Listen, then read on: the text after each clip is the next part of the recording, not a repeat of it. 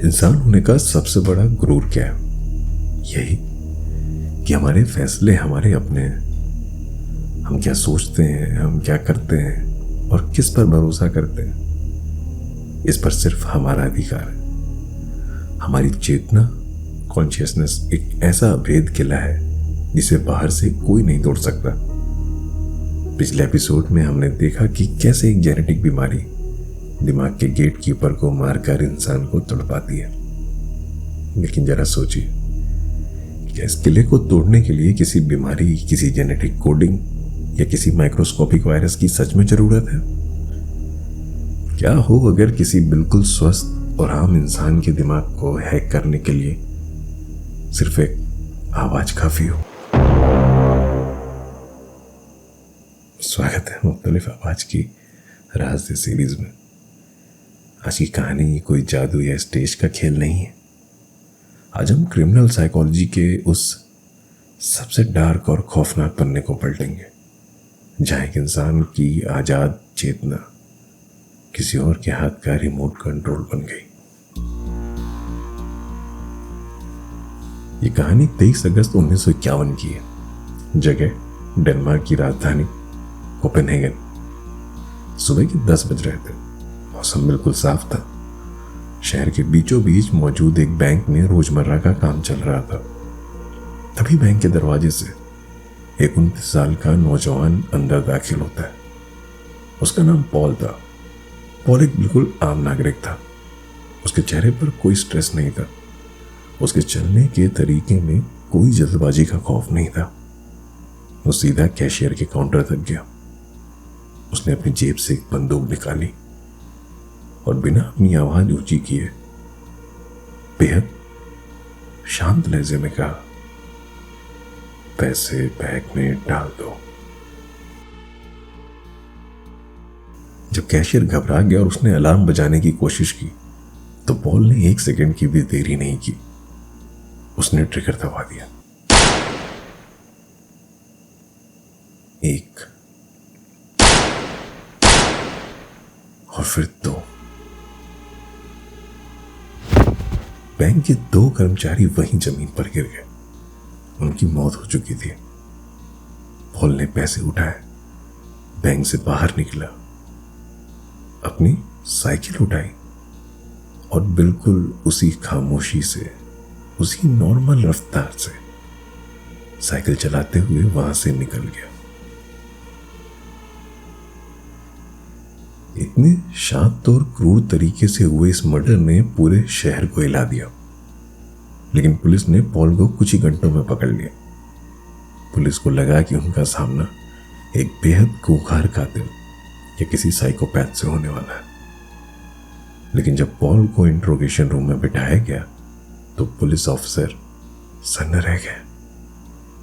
Paul के चेहरे पर ना तो कोई पछतावा था, न ही पकड़े जाने का डर। वो ऐसे बर्ताव कर रहा था जैसे उसने कोई बहुत पवित्र काम किया हो। उसे पूछा गया जब कि उसने 2 बेगुनाह लोगों को क्यों मारा, तो पॉल ने जो जवाब दिया उसने पुलिस और मनोवैज्ञानिकों की नींद उड़ा दी। पॉल ने बहुत ही ठंडे और शांत लहजे में कहा, मैंने किसी को नहीं मारा। मुझे एक गार्जियन एंजल ने आदेश दिया था। उसने कहा था कि यह पैसा एक अच्छे काम के लिए, और जो भी रास्ते में आए उसे हटा देना। मैंने सिर्फ अपना काम किया है। शुरुआत में पुलिस ने पॉल को एक मानसिक रूप से बीमार इंसान मान लिया। उन्हें लगा कि यह स्किज़ोफ्रेनिया का केस है और पॉल को आवाजें सुनाई देती है। लेकिन एक सीनियर साइकियाट्रिस्ट को कुछ बहुत अजीब लगा। उसने पॉल की आंखों, उसे बात करने के तरीके और उस गार्जियन एंजल वाली बात की गहराई से स्टडी की। और फिर जो हकीकत सामने आई वो किसी भी हॉरर कहानी से ज्यादा खौफनाक थी। पॉल पागल नहीं था। उसका गार्जियन एंजल कोई भगवान या आत्मा नहीं था। दरअसल कुछ समय पहले जब पॉल एक छोटी सी सजा काटने के लिए जेल में था तो वहां उसकी मुलाकात एक दूसरे कैदी से हुई थी। उस दूसरे कैदी ने महीनों तक पॉल के दिमाग के साथ एक बेहद डार्क और साइकोलॉजिकल खेल खेला था। उसने धीरे धीरे सिर्फ बातों के जरिए पॉल के मन की सारी दीवारें गिरा दी थी। बैंक में गोली चलाने वाला पॉल जरूर था, लेकिन उस ट्रिगर को दबाने वाला दिमाग किसी और का था। इतिहास में इसे द कोपेनहेगन हिप्नोसिस मर्डर्स के नाम से जाना जाता है। ये वो पहला केस था जिसने पूरी दुनिया के कानूनी और मेडिकल सिस्टम को ये सोचने पर मजबूर कर दिया था कि क्या एक इंसान को हिप्नोटाइज करके उससे कत्ल करवाया जा सकता है। क्या किसी आम इंसान की मॉरलिटी, उसकी इंसानियत और सिर्फ कुछ महीनों की प्रोग्रामिंग ये सब मिटा सकती है? पॉल के दिमाग का मास्टरमाइंड कौन था और उसने कैसे सिर्फ आवाज और सम्मोहन के जरिए एक आम इंसान को एक रिमोट कंट्रोल्ड कातिल में बदल दिया? अगले हिस्से में हम डिकोड करेंगे हिप्नोटिज्म के उस डार्क और खौफनाक विज्ञान को, जो ये साबित करता है कि आपका दिमाग एक खुली तिजोरी है, बस किसी को उसका सही पासवर्ड पता होना चाहिए।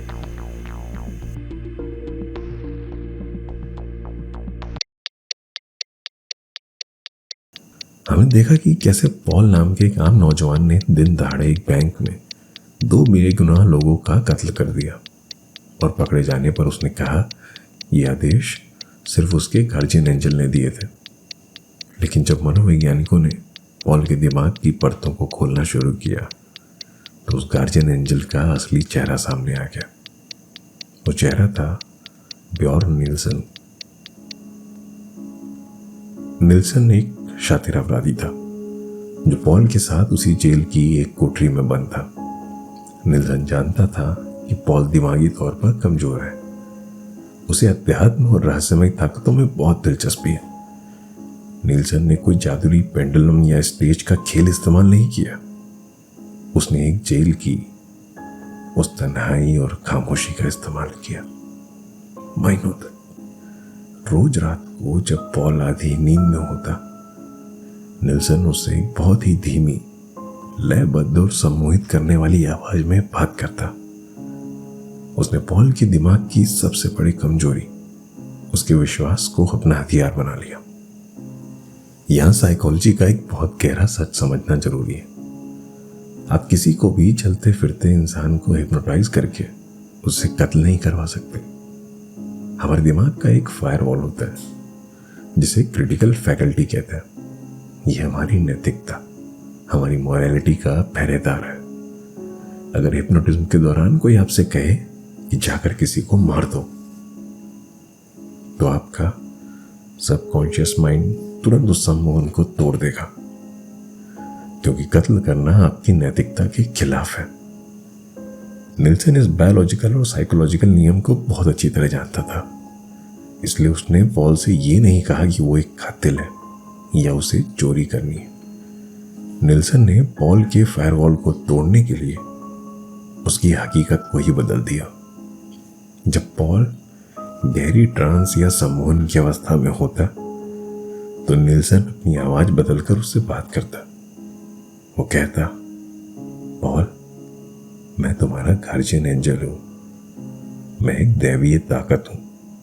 ईश्वर ने तुम्हें एक बहुत बड़े और पवित्र काम के लिए चुना है। महीनों की इस डार्क प्रोग्रामिंग के बाद पॉल का अचेतन मन इस झूठ को परम सत्य मान बैठा और फिर निल्सन ने अपना आखिरी दांव चढ़ा। निल्सन ने उस गार्जियन एंजल की आवाज में पॉल से कहा कि ईश्वर के उस पवित्र काम के लिए बहुत सारे पैसों की जरूरत है। तुम्हें वो पैसे बैंक से लाने होंगे। और याद रखना पॉल, जो भी तुम्हें रोकने की कोशिश करे वो कोई इंसान नहीं बल्कि एक शैतान है। उसे खत्म करना तुम्हारा सबसे बड़ा धर्म है। ध्यान दीजिए, निल्सन ने पॉल से कत्ल नहीं करवाया। निल्सन ने पॉल के दिमाग में ये फीड कर दिया कि वो गोलियां किसी इंसान पर नहीं बल्कि बुराई पर चला रहा है। पॉल की नैतिकता ने इस आदेश को रिजेक्ट नहीं किया, क्योंकि पॉल के हैक हो चुके दिमाग में वो मर्डर नहीं था, वो एक पवित्र युद्ध था, एक होली क्रूसेड था। पॉल बैंक में गया, उसने ट्रिगर दबाया और वापस लौट आया। उसके दिमाग में जरा भी पछतावा नहीं था, क्योंकि उसे लग रहा था कि उसने ईश्वर का आदेश माना है।